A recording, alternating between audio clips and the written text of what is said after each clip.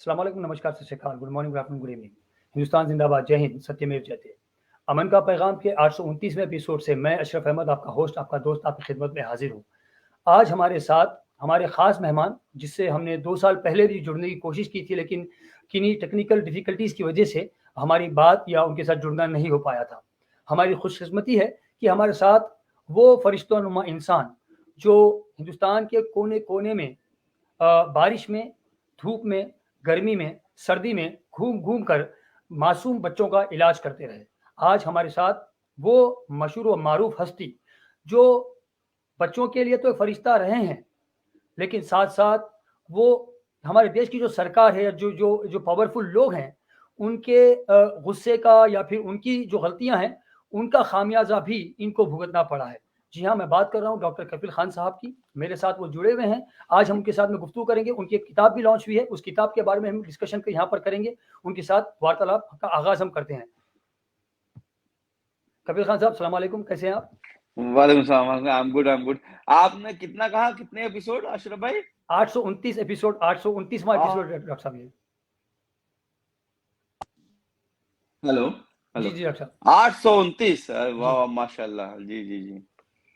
जी doctor साहब, तो आपका मैं खुशामदीद कहता हूँ आपको अमन का पैगाम के प्लेटफॉर्म पे। आपका तहे दिल से मैं और मेरे जो सुनने वाले जो यहाँ पर हैं, मेरी टीम के जितने लोग हैं, सब आपका स्वागत करते हैं। तो मैं जानना चाहता हूँ डॉक्टर कपिल साहब, आपकी जो किताब अभी लॉन्च हुई है, उसमें आपने जो अपनी सारी जो गोरखपुर बीआरडी हॉस्पिटल की जो ट्रेजेडी है, उसके बारे में आपने डिस्कशन किया। अपने जेल के अंदर जो आपको यातनाएं झेलनी पड़ी, जहाँ पे जो अफसरान वहाँ पर थे, जो साथ के कैदी वहाँ पर आपके साथ थे, उसके बारे में जिक्र किया। तो आप थोड़ा-सा पहले अपनी किताब के बारे में बताएँ और उसको किस तरह से अवेल किया जा सकता है। लोग अगर आपके बारे में जानना चाहें, आपके साथ जो हादसात हुए, वो काली रात जो बीआरडी हॉस्पिटल में उन मासूम बच्चों के ऊपर गुज़री है, उसके बारे में जानना चाहें, तो लोग कैसे इसके बारे में जानकारी हासिल कर सकते हैं, वो किताब कैसे हासिल कर सकते हैं? देखिए, ये बीआरडी हॉस्पिटल ट्रेजेडी जो है, ये मैंने ना सिर्फ, चूंकि मेरी कहानी तो लोगों को पता है टुकड़े टुकड़े में ही सही, जैसे आपने बताया, वैसे ही सबको पता है कहीं ना कहीं माध्यम से, चाहे प्रिंट मीडिया से, चाहे वीडियोज से। पर उन 80 बच्चों की, उस 80 फैमिलीज की कहानी किसी को नहीं पता है, वो सामने नहीं आ पाती है। मैंने कोशिश की है कि इस बुक के साथ। शायद डॉक्टर साहब को कॉल वगैरह आ रहा है। जी डॉक्टर साहब। हेलो जी डॉक्टर साहब, आ रही है आवाज़ आपकी। जी डॉक्टर साहब, आ हेलो। रही है आवाज़। जी, आ रही है आवाज़। डॉक्टर साहब, आवाज़ आ रही है, बोलिए आप। I am not able. आपकी आवाज़ क्लियर है डॉक्टर साहब।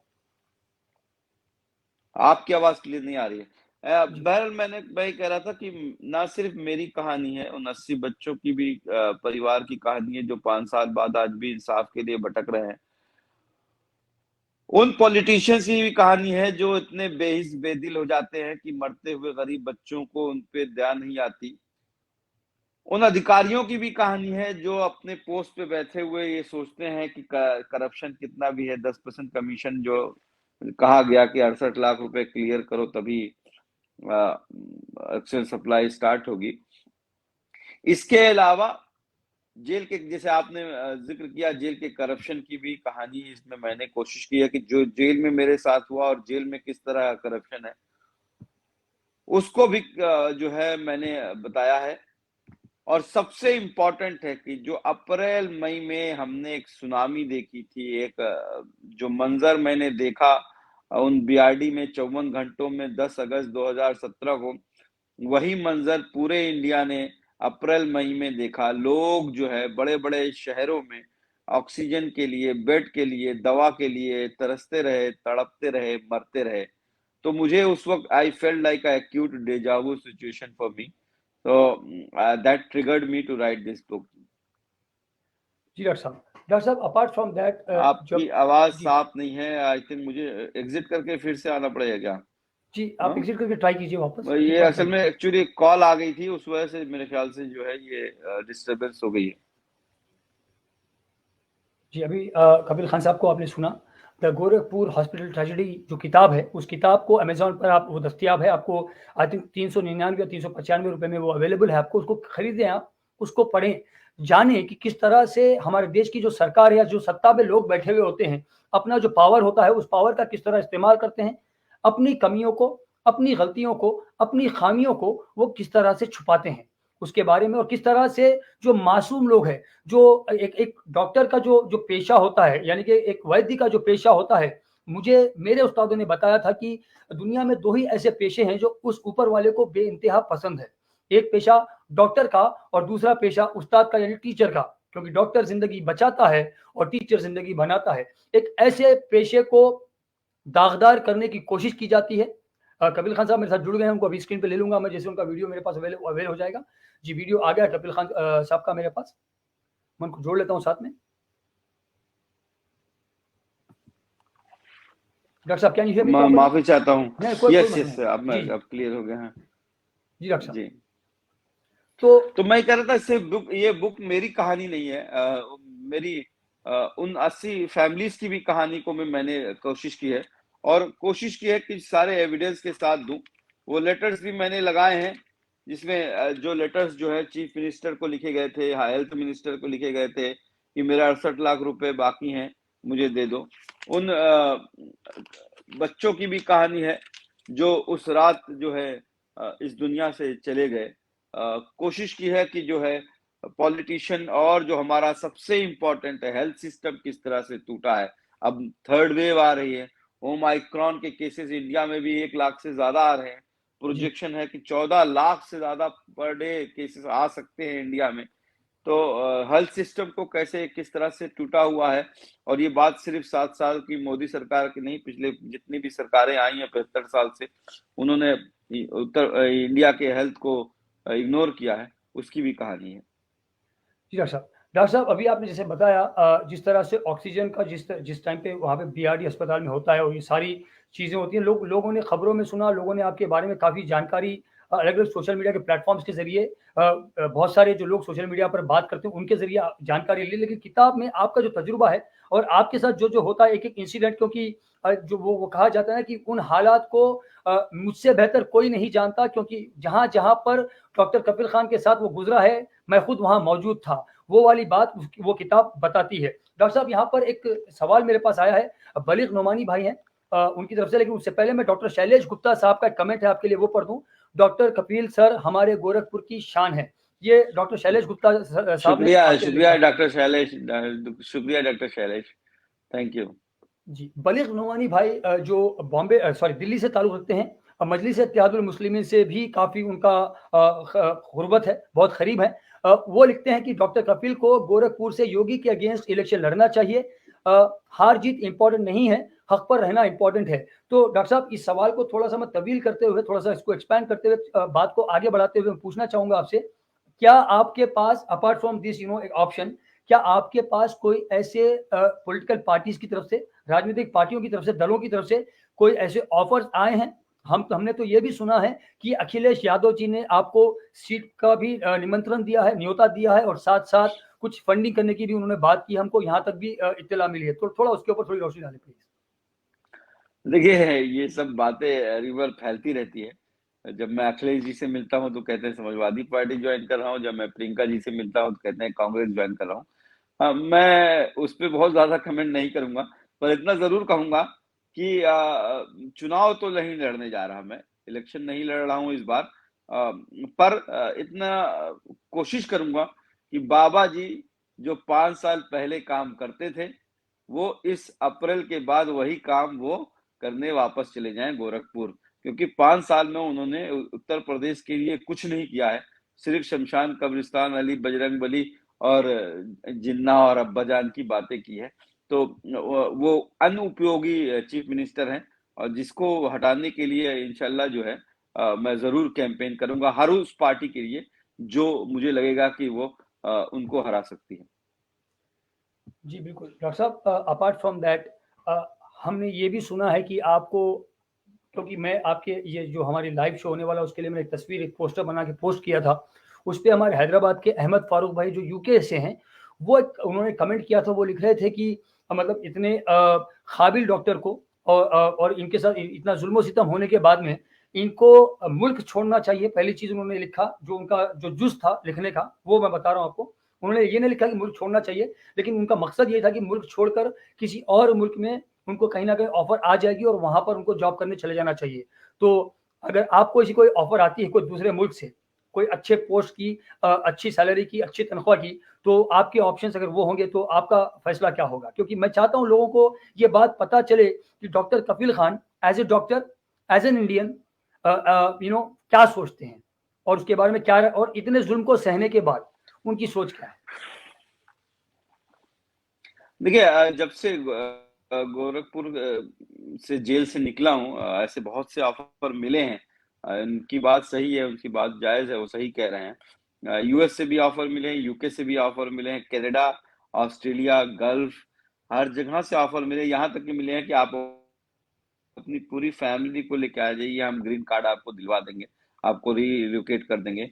पर मुझे लगता है कि जो है मेरा जो अपना ये मिशन है हेल्थ फॉर ऑल, और जो उस पे काम कर रहा हूँ कि यानी स्वास्थ्य का मौलिक अधिकार की मांग जो है कि हर इंडियन सिटीजन को उसके घर के आसपास इमरजेंसी मेडिकल सुविधाएं उपलब्ध हों, irrespective of caste, religion, socio economic status, disability and gender bias, उस पे काम कर रहा हूँ। क्योंकि मैंने रियलाइज किया है कि जो बीआरडी ऑक्सीजन ट्रेजेडी हुई है, वो that was just a brutal face of our broken health system.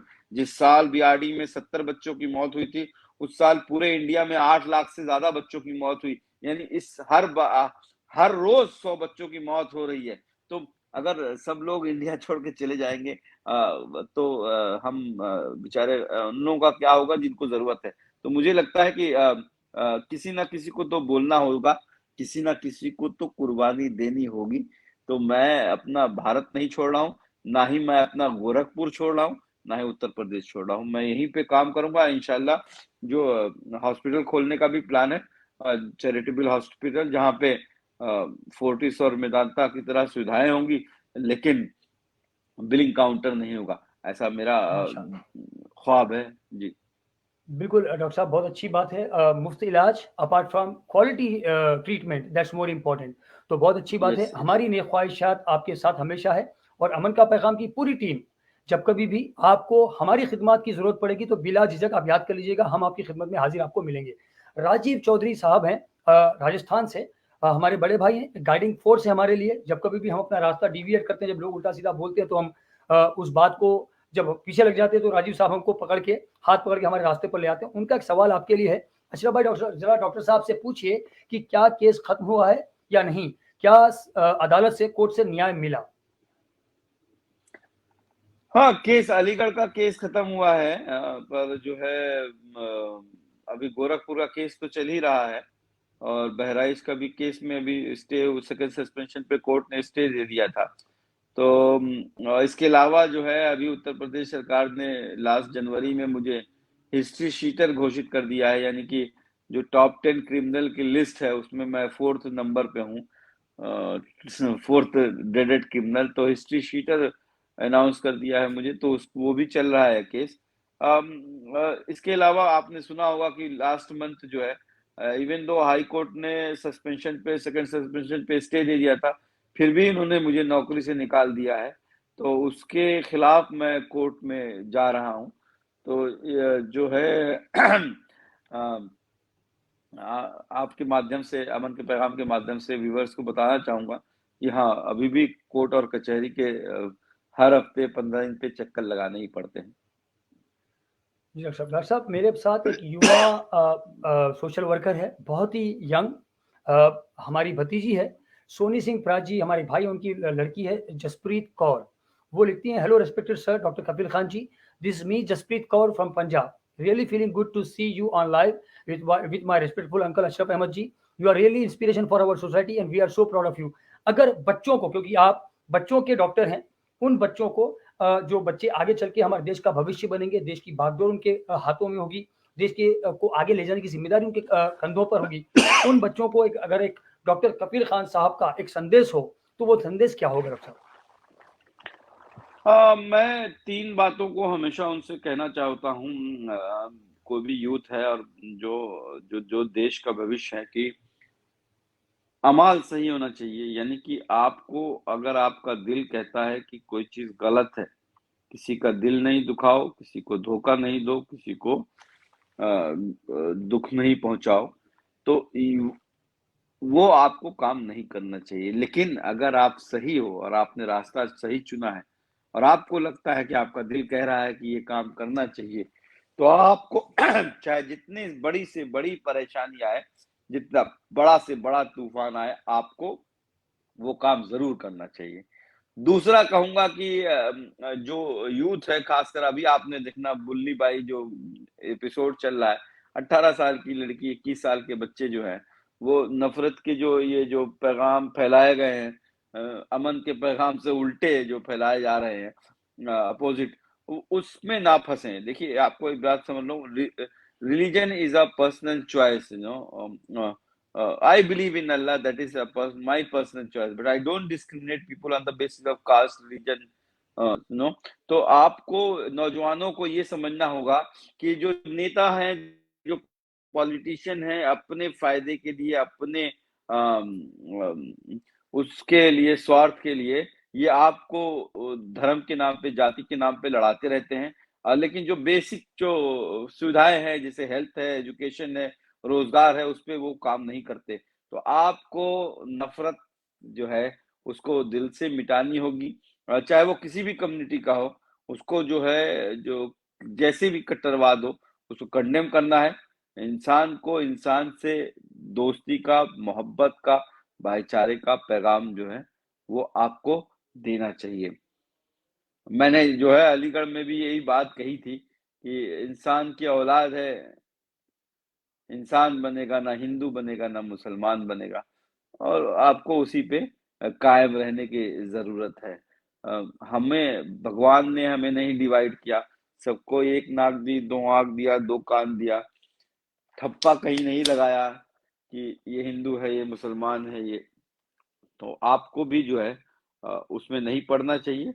Career पे ध्यान दीजिए, एजुकेशन पे ध्यान दीजिए, और जो कोई भी जो मिस इन्फॉर्मेशन जो व्हाट्सएप, फेसबुक और अदर सोशल मीडिया से आप तक पहुंचती है, उसके चक्कर में नहीं आना चाहिए। बुक्स पढ़नी चाहिए, पढ़ना बहुत जरूरी होता है, पढ़ना चाहिए।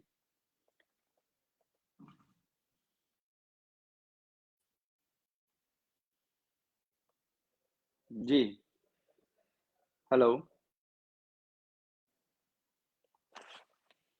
आई think some problem is there. तो ये बुक अमेजन पे अवेलेबल है, amazon.com, amazon.uk.in, amazon.in, amazon.ua। आप सब इसे जरूर खरीदें और पढ़ें और बताएं। देखिए, राइटर के लिए सबसे ज्यादा जरूरी होता है कि रीडर जो है वो तारीफ करे। बुक का मकसद जो है पैसा कमाना नहीं है, और बुक का मकसद जो है ये है कि सच्चाई जो उन 54 घंटे की है वो लोगों के सामने आए। बुक का मकसद है कि पॉलिटिशियन जो है वो किस तरह से बेसिक फैसिलिटीज को इग्नोर करते हैं, गरीबों के बच्चे मरते रहते हैं, उनका कोई वो ख्याल नहीं रहता, और किस तरह से करप्शन हर सिस्टम में घुस गया है, चाहे वो जुडिशरी हो, चाहे वो मीडिया हो, चाहे वो एडमिनिस्ट्रेटिव हो। पर हमको ये भी ध्यान रखना है कि जो 4 पिलर्स ऑफ डेमोक्रेसी हैं, administrative, political, judiciary and media, उसमें अभी भी बहुत से अच्छे लोग हैं। मुझे न्याय हमेशा जो है कोर्ट से अच्छा मुझे न्याय मिला है, राहत मिली है। अलीगढ़ की ही बात कर लें तो जिसको भड़का, मेरे स्पीच को भड़काऊ कह के मुझे रासुका लगाई गई, नेशनल सिक्योरिटी एक्ट लगाया गया और 8 महीने तक जेल में रखा, उस भाषण को जज ने कहा कि ये देश तोड़ने वाला नहीं, देश जोड़ने वाला भाषण था। Doctor Kafeel speech deprecate any kind of violence और hate. Doctor Kafeel speech is about integrity and unity of India. District magistrate has a selective approach, he has not applied his mind। तो इतना अच्छा जजमेंट दिया है, मैं जस्टिस गोविंद माथुर साहब का बहुत बहुत शुक्रगुजार हूँ, और हर उस जज का जिन्होंने न्याय का साथ दिया है। Thank you. I think some problem is there. नहीं, मैं हूँ डॉक्टर साहब आपके साथ। जी, बहुत-बहुत शुक्रिया अच्छा, आपका। कुछ जी, कुछ जी, आ जी। रहा था। हाँ, मेरे पास दिक्कत हो गई थी थोड़ी सी अचानक से, तो I don't know what really happened, but I fix the problem and I am good you know कि हमारा प्रोग्राम खत्म नहीं हुआ शो, तो उसके लिए मैं बस इंटरनेट का शुक्रगुजार हूँ, और आपका भी कि आप गए नहीं, बहुत बहुत शुक्रिया आपका। या जी, डॉक्टर साहब ये तो बच्चों के लिए हो गया। अभी आपने बताया कि किस तरह से आपकी जो एक आपने भाषण दिया सीए एनआरसी के मंच से, और वहाँ पर उस भाषण को भी किस तरह से आपके खिलाफ इस्तेमाल किया गया। तो डॉक्टर साहब, अब जो बच्चे हैं या जो आने वाला जो समय, जैसे आपने अभी जो सुल्ली बाई और जो बुल्ली बाई डील्स के बारे में आपने बताया, जिस तरह से युवा इनकी बातों में आकर एक गलत रास्ते पर चल निकला है। अब ये जो युवा जो गलत रास्ते पर चल निकला है, तो आप जो हमारे देश का जो कम्युनलिज्म है उसको रोकने के लिए एक डॉक्टर जो है, जो इलाज अगर बताना चाहे, जैसे कि मिसाल के तौर पे मुझे completely it not me of completely, हमारे देश का जो कम्युनलिज्म है जो चल रहा है उसके बारे में भी अभी आपने बताया। मेरे पास नेटवर्क भी थोड़ा सा दिक्कत दे रहा है, I don't know what's going on. मैं माजरत चाहता हूँ जितने भी मेरे साथ सुनने वाले लोग हैं। डॉक्टर साहब, मैं आपसे भी माफी चाहता हूँ। जी, आपकी आवाज कट कट के आ रही है, रुक रुक के आ रही है। Yes, there is some kind of issue going on. I don't know what it is, but मेरे पास नेटवर्क भी मेरा काफी रुक के चल रहा है। अभी क्लियर डॉक्टर साहब? Is it better now? Cut रहा है, ब्रेक हो रहा है, ठीक है, विल कंटिन्यू। जी, बहुत बहुत शुक्रिया डॉक्टर साहब आपका।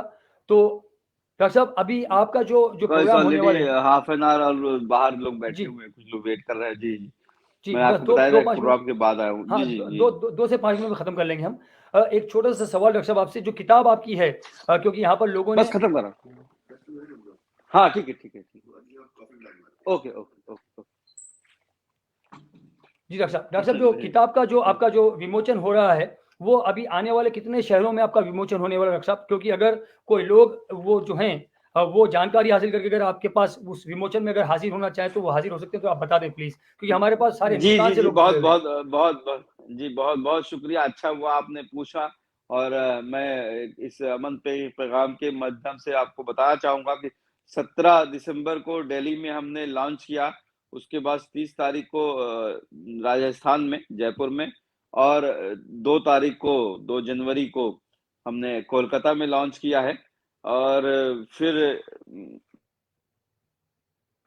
रांची गए, आज जमशेदपुर में हूँ जब आपसे बात कर रहा हूँ। कल धनबाद में रहेंगे, तो ये झारखंड का टूर खत्म हो जाएगा। इसके बाद बिहार है, 10 तारीख को पटना, 11 तारीख को मुजफ्फरपुर, 12 तारीख को गोरखपुर, और फिर 13 तारीख को भुवनेश्वर जाना है उड़ीसा, और 14 तारीख को भुवनेश्वर के बाद कटक कटक जाएंगे। 16 को कैलीकट केरल में है, 17 को मल्लापुरम में है केरल में, 18 को कोच्चि में है केरल में, और 19 और 20 गुवाहाटी आसाम में रहेंगे, और 21 से 25 तक महाराष्ट्र में रहेंगे। अभी तक का ये शेड्यूल है, और 25 तारीख तक का। डॉक्टर साहब, हमारी एक बहन है जो पंजाब से हैं, वो लिखती हैं, डॉक्टर साहब हमारे पंजाब में लोहड़ी का फेस्टिवल आ रहा है, इस बार की लोहड़ी हम आपके नाम पर मनाएंगे। तो ये हमारा हिंदुस्तान है डॉक्टर साहब, ये हमारा हिंदुस्तान है पंजाब के। जी बताइए डॉक्टर साहब। पंजाब ने तो मैं कहूंगा पंजाब ने तो पूरे इंडिया को राह दिखा दी। मतलब एक अहंकारी को जो है झुकने पे मजबूर कर दिया। जब कहा जाता था, मुझे भी यकीन नहीं था कि ये तीनों ला जो है किसानों के काले कानून जो है वो इस तरह से वापस ले लेंगे। जो है ड्रेकोनियन लॉ है। तो पंजाब ने तो पूरे भारत को एक अच्छा सा संदेश दिया है, जो एकता और एकजुटता दिखाई है। मतलब वो काबिले तारीफ है। सर्दी हो गई, गर्मी हो गई, बरसात हो गई, उस जाड़े ठिठुरती ठंड में बॉर्डरों पे किसान जो है डटे रहे। मैं उनको सल्यूट करता हूँ। और आपके चैनल के माध्यम से, और जो भी इस वक्त जो पंजाब के लोग सुन रहे हैं, मैं पंजाब भी आऊंगा। डॉक्टर हरजीत सिंह भट्टी के साथ मेरी बात हो रही है, और हम लोग जल्द ही जो है पंजाब का भी टूर करेंगे। पंजाब के एक और भाई है हमारे साथ, बहुत पिछले 5 साल से जुड़े हुए हैं, हरविंदर सिंह प्राजी, हाबी प्राजी के नाम से जाने जाते हैं। डॉक्टर कपिल जी नमस्कार, thank you for everything you did for India. Indian from New Zealand, New Zealand, ये फ्लैग लगाया है इन्होंने इंडिया का और न्यूजीलैंड का साथ में। हाफिज सिंह प्रा जी, आपका वहां से शुक्रिया अदा करें, न्यूजीलैंड से साथ हमारे जुड़े। प्रा जी, आपने डॉक्टर साहब, आपने और किसान भाइयों ने एक मिसाल पेश की है कि जब आपके अंदर जिद हो कि आप सही रास्ते पे हैं और अपने रास्ते से आप हटने का इरादा नहीं रखते हैं, यानी आप अपने रास्ते से डिगने वाले नहीं हैं, और अपने हक की लड़ाई जो है वो आपके ऊपर चाहे जितने भी जुल्म सितम हो, किसान भाइयों के ऊपर नेचर के अलावा, कुदरत के अलावा जो सरकार की तरफ से जुल्म सितम हुए, डंडे बरसाए गए, वाटर कैनन्स बरसाए गए, सारी उनके ऊपर सर तक उनके फोड़े गए, उनकी जानें तक ली गई, टेररिस्ट उनको गाड़ी तक बोला चला गया, दी, उनको टेररिस्ट बोला गया, आतंकवादी बोला गया, टेररिस्ट बोला उनको, खालिस्तानी बोला गया, आतंकवादी बोला गया। पाकिस्तानी सबसे, बोला गया, हाँ, ये सारी सबसे चीजें बड़ी, बोली गई। देखिए सबसे जी ज्यादा दुख होता है पाजी, मैं आपसे कहना चाहूंगा, जब आपको अपने ही देश में कहा जाता है कि आपका देश नहीं है, आप इस देश से निकल जाओ, तब बहुत दुख होता है, क्योंकि जहां आप पैदा होते हो उस मिट्टी से आप जो है मोहब्बत करते हो। मुनव्वर राना साहब का अगर आपको शेर याद हो कि जो उन्होंने कहा था कि इस मुल्क की मिट्टी को भी हम माँ कहते हैं, दुश्मने जहां हमें दहशत गर्द हमें दुश्मने जहां कहते हैं, अरे हम तो इस मुल्क की मिट्टी को भी माँ कहते कोई हैं। माँ तो कहते किसानों को तो हर तरह के से टारगेट किया गया, यहाँ तक कि जब कोरोना काल में उन्होंने ऑक्सीजन बांटी, तब भी जो है ऑक्सीजन सिलेंडर, तब भी उनको कहा गया कि इसके पीछे भी साजिश है। तो डॉक्टर साहब, तो ये आप लोगों ने एक मिसाल, एक राह बताई है उन लोगों को जिनके ऊपर जुल्म सितम होता है, जिन लोगों के ऊपर जो सरकार है, जो सत्ता पक्ष के लोग हैं, या जो जो एक पोस्ट को के ऊपर काबिज हैं, वो लोग जुल्म सितम करते हैं, उन लोगों को राह बताई कि जब आप सच्ची राह पर हो, सच के साथ हो, हक के साथ हो, मजलूम के साथ खड़े हो, तो आपका बाल भी कोई बाका नहीं कर सकता, और आपके साथ वो ऊपर की जो दैवी शक्ति है, वो शक्ति हमेशा आपके साथ होती है, चाहे वो उसको आप अल्लाह, भगवान, वाहिगुरु या गॉड या किसी भी नाम से आप उसको बुला लें, लेकिन अगर आप जब सच्ची राह पर खड़े होते हैं अडिग होकर, तो आपकी कामयाबी निश्चित और तयशुदा होती है। नूर आपा आ चुकी है हमारे साथ डॉक्टर साहब, नूर आपा ने आपको सलाम भेजा है। तो ये जो कहीं ना वालेकुम कहीं एक, सलाम, मैं उनको आपा नहीं, मैं खाला जान बोलता हूँ, खाला अम्मी। जी जी बिल्कुल, उन्होंने बताया था, नूरापा ने मुझे काफी आपके बारे में बताया उन्होंने, और किस तरह आप उनका उनकी उनका जेल उनकी में जी मिलने मुझसे कोई नहीं आया, लेकिन वो मुंबई से चल के गोरखपुर जेल में मुझसे मिलने आई थी, मुझे आज भी याद है। नहीं बिल्कुल, उनका तो साथ हमारे साथ भी जुड़ा हुआ है डॉक्टर साहब, और बहुत हमेशा से मतलब गाइड भी करती हैं, डांट भी लगा देती हैं हमको, जब जरूरत पड़ती है हमको डांट भी लगा देती है, और बेइंतहा मतलब मोहब्बत भी करती है, एक माँ की तरह। हम उनको दर्जा बड़ी बहन का देते हैं, लेकिन एक माँ की तरह मोहब्बत भी हमारे साथ वो करती हैं। तो नूरापा, आपका डॉक्टर साहब की तरफ से भी और अमन का पैगाम की पूरी टीम की तरफ से भी मैं शुक्रगुजार हूँ, बहुत बहुत शुक्रिया आपका नूरापा। डॉक्टर साहब, अरशद भैया है मेरे बड़े भाई, जो बेल्जियम से हैं, वो लिखते हैं, मुद्दई लाख बुरा चाहे तो क्या होता है, वही होता है जो मंजूर खुदा होता है। तो अल्लाह ताला को यही मंजूर था कि आपने दुख झेले, आपने तकलीफ झेली। डॉक्टर साहब, आप ये बताइए, आपके जो जो बच्चे हैं, तो उनके बारे में भी मैंने सुना, किस तरह से आपको उनसे दूरी जो थी, वो दूरी आपने को आप मतलब किताब में लिखा आपने कि किस तरह से आप महसूस कर रहे थे उस दर्द को। तो वो उसके बारे में थोड़ा सा बताइए डॉक्टर साहब। मैं माजरत चाहता हूँ, मैं आपसे ज्यादा समय नहीं लूंगा, ये लास्ट सवाल आपसे कर रहा हूँ, उसके बाद मैं इंशाल्लाह अगली बार आपसे फिर आपको तकलीफ दूंगा बहुत जल्द। देखिए, मुझसे अगर कहा जाए कि योगी जी ने 5 साल के ये जो कार्यकाल था उसमें जो है 500 दिन जेल आपको रखा, क्या वो सबसे कठिन था? तो मैं कहता हूँ नहीं। योगी जी के 5 साल में 500 दिन जेल भी उतना नहीं खलता है। मेरे भाई को गोली वहां मारी गई जहां पे चीफ मिनिस्टर खुद मौजूद थे, 500 मीटर की दूरी के अंदर। और जो है मेरी माँ को जब 65 साल के ऊपर कहा जाता था कि लॉकडाउन में बाहर नहीं निकलना है घर में, तो मेरी 70 साल की ज़ईफ माँ को जो है अलीगढ़ कोर्ट और इलाहाबाद कोर्ट और सुप्रीम कोर्ट जाना पड़ा। मेरी वाइफ जो है 5 साल हुए हम लोगों की शादी को, उसमें 500 दिन जेल रहे, और 250 दिन मेडिकल कैंप करता रहा, और अब किताब लिखी है। तो मैं उनका मुजरिम हूँ, मैं अपनी अम्मी जान का मुजरिम हूँ, मैं अपने बच्चों का मुजरिम हूँ। पर अगर सबसे ज्यादा अगर आप पूछे जो दर्द दिया है योगी जी ने, वो ये है कि मुझे अपने ही बच्चों से मुझे दूर कर दिया। जब मैं पीडियाट्रिक्स करता था तो कहते थे कि जब माइलस्टोन का मतलब होता है जब पहली बार बच्चा कब चलता है, बोलता है, चढ़ता है, वो तब होगा जब तुम खुद फादर बनोगे। और मेरी अपनी बच्ची जब 11 महीने की थी, जब मैं उसे छोड़ के गया और जब वापस आया, तो वो मुझे अब्बूजान कहती थी, लेकिन अब्बूजान का मतलब नहीं समझती थी। मेरा दूसरी बार जब बेटा हुआ, वो 8 महीने का था, मैं उसे छोड़ के गया, जब वापस आया तो वो 1.5 साल का हो चुका था। और वो मेरे बड़े भाई आदिल भाई के पास जा के जो है सोता था, रात में जिद करता था, वो समझता था कि वो उसके फादर हैं। तो ये जो दर्द दिया है कि मेरे ही बच्चे मुझे पहचान नहीं पा रहे थे, मेरे ही बच्चे जो है मैं मुझसे दूर कर दिया गया, वो दर्द, वो जख्म कभी नहीं भर सकता, वो बहुत दर्द देता है। बिल्कुल डॉक्टर साहब, मैं माज़रत चाहता हूँ, मैं आपको वो उस तकलीफ़ के पास ले गया था कि क्योंकि मैं एहसास कराना चाह रहा था उन लोगों को। मैं माज़रत चाहता हूँ आपसे, तहे दिल से मैं माफ़ी चाहता हूँ। मैं उम्मीद करता हूँ मुझे माफ़ करेंगे, मैंने आपसे सवाल किया। नहीं, नहीं, लेकिन मैं नहीं अशरफ भाई। डॉक्टर साहब, मैं बताना चाहता था उन लोगों को कि ये जो सरकार में लोग बैठे हुए हैं, ये जिसकी ये चाटुकारिता ये लोग कर रहे हैं, जिसके गुणगान गा रहे हैं, जिसको ये माँ-बाप बना के बैठे हुए हैं, ये लोग अगर अपने फ़ायदे की या अपने आप को बचाने की बारी पे आ जाए, तो मासूम बच्चों को भी उनके फादर से, उनके वालिद से दूर करने में चूकते नहीं हैं। ये छोड़ते नहीं हैं उसको, ये वो भी कर देंगे। तो ये जो डॉक्टर कफील खान साहब के साथ हुआ है, ये कल आने वाले समय में अंधभक्तों, चमचों, मुरीदों, जो आप उनको बुलाना चाहें बुला लो, लेकिन ये चाटुकार जो है, अपनी पार्टी के पीछे भागने वाले जो लोग हैं, इसका सामना इन लोगों को भी करना पड़ेगा। अगर आज आप नहीं संभलें, ये किसान भाइयों की जो प्रोटेस्ट जो उन्होंने जानें गंवाई हैं, डॉक्टर कफील खान साहब का जो 5 साल का वक़्फ़ा ये जेल और ये ज़ुल्म और सितम को सहते हुए गुज़रा है, ये आप लोगों के लिए एक सबक है। अगर आप लोग इन लोगों की कुर्बानियों से, इन लोगों की जद्दोजहद से अगर नहीं सीखेंगे, तो यकीन मानिए आपको कोई नहीं सिखा सकता। इनकी तकालीफ़ों से जो ये गुज़रे हैं, इसके बारे में अगर आप एहसास नहीं करेंगे, इसको अगर आप अपने जीवनों पर लागू नहीं करेंगे कि ये हो सकता है हमारे साथ भी, अगर इसका आप तसव्वुर नहीं करेंगे, तो आपको बर्बाद और तबाह होने से कोई नहीं बचा सकता। डॉक्टर कफील खान साहब की किताब the Gorakhpur hospital tragedy Amazon पर मौजूद है। डॉक्टर साहब प्लीज़ वो किताब के बारे में थोड़ा-सा एक बार फिर बता दें, फिर हम के लिए लोग इंतज़ार कर रहे हैं, मैं माज़रत चाहता हूँ।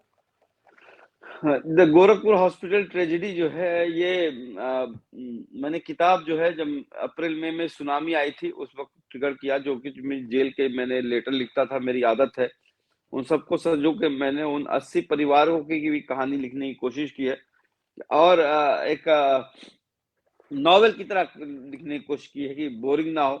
अगर किसी ने da Vinci code Dan brown की पढ़ी होगी तो कोशिश की है कि सस्पेंस थ्रिलर पर एविडेंस के साथ सच्चाई हो। This is the full and unvarnished truth. आप जरूर पढ़ें, अमेजन पे अवेलेबल है। और बहुत बहुत शुक्रिया अमन के पैगाम का, जो उन्होंने मुझे मौका दिया अपनी बात कहने का। नहीं डॉक्टर साहब, हम शुक्रगुज़ार हैं, क्योंकि मैं तो कोशिश कर ही रहा था कि आपसे बहुत पहले राब्ता हो पाए, लेकिन हमारी बदकिस्मती रही कि आपसे राब्ता नहीं हो पाया।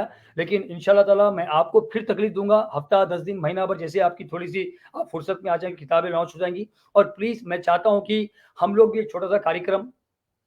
कॉल आ गया डॉक्टर साहब को।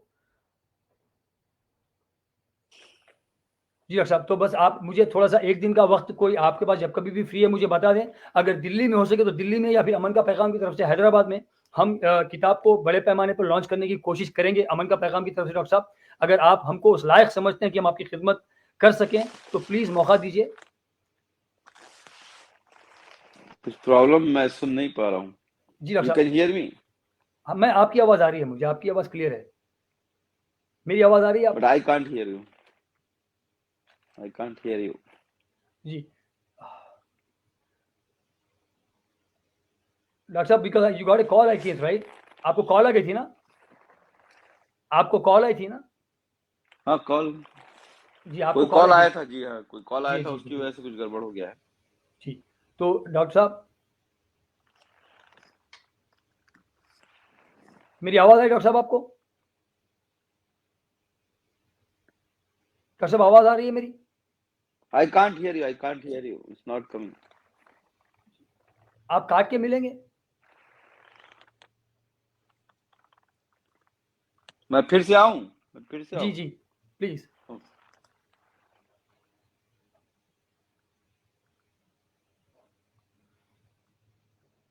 डॉक्टर साहब की आवाज़, मेरी आवाज़ आप तक पहुँच रही है, लेकिन मेरी आवाज़ डॉक्टर साहब के पास नहीं पहुँच रही थी। तो डॉक्टर साहब अभी डिस्कनेक्ट होके वापस जुड़ेंगे, हम प्रोग्राम का खात्मा करेंगे, इख्तिताम करेंगे। मैं ये बोलने वाला था कि उनको कि किस तरह हम चाहते हैं अमन का पैगाम की तरफ से नेशनल लेवल पे किताब का जो विमोचन है, लॉन्च है, वो हो सके।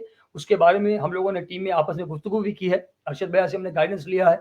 हमने अपने दूसरे जो हमारे मेंबरान हैं उनसे भी गाइडेंस लिया, उनसे भी बातचीत की है। तो हम इंशाल्लाह ताला उस किताब को लॉन्च करने के लिए डॉक्टर साहब आ गए हैं। डॉक्टर साहब मैं आपसे ये कह रहा था, आवाज़ क्लियर है मेरी अभी आपको? डॉक्टर साहब मैं ये कह रहा था आपसे कि आप अमन का पैगाम की टीम को भी मौका दें। हम चाहते हैं कि बड़े पैमाने पर थोड़े नेशनल लेवल पे अगर हम किताब का आपकी विमोचन हमारी तरफ से अगर हम करवा सकें, तो अगर आपकी इजाज़त हो तो I will be really grateful to you if you allow us to do that. जी, मैं आपको बता दूंगा, जैसे शेड्यूल को हमारी बात जैसे आपसे हुई है, शेड्यूल जैसा देख लेते हैं, उसके हिसाब से हम लोग इंशाल्लाह डिस्कस कर लेंगे। जी बिल्कुल, मुझे आपका ये जितने भी आपका जो शेड्यूल किया हुआ है ऑलरेडी, जो शेड्यूल है आपका अभी until 22nd of January, after that whatever day you have, please let us know. My team is eagerly waiting to get the directions from you. once you give us the dates, जी, we will be there for you to serve you and do whatever we can to stand by Dr. Kafil Khan. It's an honor for us. बड़े शर्फ की बात है हमारे लिए, और यकीन मानिए मैं बेइंतहा शुक्रिया अदा करता हूँ आपका, बेइंतहा शुक्रगुजार हूँ मैं आपका। मेरे जितने भी यहाँ पर सुनने वाले लोग हैं जो आगे सुनेंगे, उन सब की तरफ से भी मैं शुक्रिया अदा करता हूँ कि आप अमन का पैगाम पर जुड़े। मैं कोशिश जो कर रहा था, मेरी कोशिश बिल आखिर कामयाबी। मैं आपका शुक्रगुजार हूँ डॉक्टर साहब। आप एक लोगों के लिए एक गाइडिंग लाइट है, आप एक रास्ता बताने वाला चिराग है लोगों के लिए इस अंधेरे वक्त में, जब लोग हथियार डाल दे रहे हैं, हार जा रहे हैं इन जालिम हुक्मरानों के आगे। आपकी अकेले की लड़ाई ये आने वाले समय में बहुत बड़ी फौज और बहुत बड़ा ग्रुप ये शायद कायम कर दे, खड़ा कर दे इन जालिमों के खिलाफ। तो डॉक्टर साहब आप अपने लास्ट वर्ड्स जो भी आप संदेश देना चाहते हैं सुनने वालों को, तो अपनी तरफ से दे दीजिए। मुझे पता है आपके लिए वेट कर रहे हैं लोग, तो मैं माजरत चाहता हूँ, आपको बहुत देर मैंने रुका के रखा। जी, किसी ना किसी को बोलना होगा, किसी ना किसी को तो ज़बान खोलनी होगी। हर कोई जो है चुप नहीं रह सकता। Everybody can't be a mute spectator. Somebody has to sacrifice. किसी ना किसी को कुर्बानी तो देनी होगी। तो अगर अल्लाह ने मुझे चुना है, कोई ना कोई अल्लाह की मसलहत होगी, तभी इतनी आजमाइश ले रहा है, तो मैं उस कुर्बानी देने के लिए तैयार हूँ। बस आप सबसे जो भी इस अमन के पैगाम को देख रहे हैं, उनसे गुजारिश है, व्यूअर्स से, कि दुआएं करते रहिए, क्योंकि आने वाला टाइम भी जो है मुझे पता है कि इतना आसान नहीं है, टफ ही होने वाला है। और ये बुक भी जो है एक दस्तावेज है, डॉक्यूमेंटेड है, सब कुछ मैंने खुल के दिल से लिख दिया है। तो हो सकता हो कुछ लोगों को बुरा लगे और कुछ लोग फिर से मुझे जेल भेजने और मुझे मारने की कोशिश करें। तो आप सबसे गुजारिश है, दुआ में याद रखिएगा, क्योंकि मैं अगर जिंदा हूं तो सिर्फ और सिर्फ मुझे इस बात का यकीन है कि सिर्फ आप लोगों की वजह से जिंदा हूं, आप लोगों की दुआओं से जिंदा हूं। और अगर मैं ये जो जद्दोजहद कर पा रहा हूं, जो ये इतनी लंबी लड़ाई कर पा रहा हूं इन बड़े बड़े ताकतों से, तो सिर्फ इसलिए कि आप लोगों का प्यार और सपोर्ट मुझे मिलता है। और आप लोगों का मतलब जो इतने जज्बे से मुझको मदद करते हैं, उसका बहुत बहुत शुक्रिया। और उम्मीद करता हूं कि ये सपोर्ट और प्यार मिलता रहेगा। अल्लाह हाफिज। अल्लाह हाफिज़। डॉक्टर साहब खुदा बहुत बहुत हाफिज। शुक्रिया आपका। नमस्कार। नहीं, बहुत बहुत गुड डे। शुक्रिया आपका। गुड बिल्कुल इवनिंग। आपका भी गुड इवनिंग भाई। Thank you so very much doctor साहब, आपका बेइंतहा शुक्रगुजार हूँ मैं। लोग आपको देखकर सीखेंगे, लोग आपको देखकर लड़ने के उनके अंदर जज्बा जाएगा। डॉक्टर साहब मुझे पता है लोग इंतजार कर रहे हैं आपका। बहुत बहुत शुक्रिया डॉक्टर साहब। मैं आपको फिर तकलीफ दूंगा लाइव जी पे जुड़ने के लिए, क्योंकि आज काफ़ी बातें अधूरी रह गई हैं। किताब के अलग अलग चैप्टर्स के जी बारे जी में हमें बात करना है। जेल का जो तजुर्बा आपका रहा है, जो लोग वहाँ के थे, उनसे जो मुलाकातें हुई, उसके बारे में आपसे बात करनी है। बहुत सारी चीज़ें आपसे जाननी है डॉक्टर साहब, आपसे मुलाकात करनी है।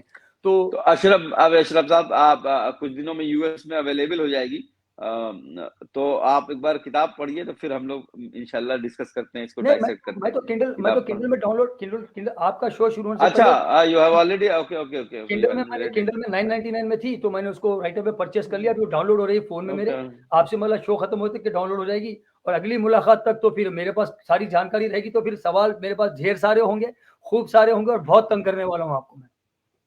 ठीक है, शुक्रिया। बहुत बहुत बहुत बहुत शुक्रिया डॉक्टर शुक्रिया साहब। जो भी इस वक्त देख रहा है और बाद में भी देखेगा। इंशाल्लाह साहब, thank you so very much. तो ये थे डॉक्टर कफील खान साहब। मैं माजरत चाहता हूँ, बीच में मेरे पास कुछ टेक्निकल ग्लिच हो गया था, और डॉक्टर कफील खान जैसी शख्सियत जो एक प्रेरणा स्रोत है, एक इंस्पिरेशन है हम सब के लिए, कि किस तरह से जद्दोजहद अपनी जारी रखनी चाहिए, जालिम के खिलाफ सर उठाकर कैसे खड़ा हुआ जाता है, जो एक प्रेरणा स्रोत है, वो हमारे साथ जुड़े हुए थे। तो कहीं ना कहीं मैं भी अपना ट्रैक खो चुका था, अपने सवाल में मैंने भी कहीं गड़बड़ी कर दी तो उसके लिए मैं माफ़ी चाहता हूँ। ऐसा होता नहीं है नॉर्मली, लेकिन उमूमन ज़ाहिर-सी बात है डॉक्टर साहब मेरे साथ बैठे हुए थे और मेरे साथ टेक्निकल ग्लिच यहाँ पर हो गया और मेरा वीडियो भी स्टक हो रहा था उस टाइम पे, और उनकी जो बातें थी वो काफ़ी सारी मैंने मिस भी कर दी थी। तो सवाल पूछने में कुछ दिक्कत हो गई, उसके लिए मैं माज़रत चाहता हूँ। तो डॉक्टर कबीर खान साहब का जो इंसिडेंट है, जो इंसिडेंट क्या उनके साथ जो हुआ है, जो ज़ुल्म-ओ-सितम हुआ है, इस ज़ुल्म-ओ-सितम से हमें सीखने की ज़रूरत है। और डॉक्टर साहब जिस तरह से वहाँ पे खड़े रहे, नॉट ओनली वहाँ पे खड़े रहे, जब उनको जेल से रिहा किया जाता है, बीच में जेल से वो निकलते हैं बाहर, तो वो बिहार पहुँच जाते हैं चमकी बुखार में, बच्चों का जो चमकी बुखार से पीड़ित बच्चे हैं, उनका इलाज करने के लिए। वो अपने पैंट को ऊपर की तरफ मोड़ कर, पानी में ट्रक से लटक कर वो पहुँचते हैं बच्चों का इलाज, मासूम बच्चों का, गरीब बच्चों का इलाज करने के लिए। तो ऐसे डॉक्टर के लिए हम सबको दुआएँ भी करनी चाहिए और इनके साथ जो हुआ है, उससे हमें सबक भी हासिल करना चाहिए और प्रेरित भी होना चाहिए। हिम्मत बनाए रखिए।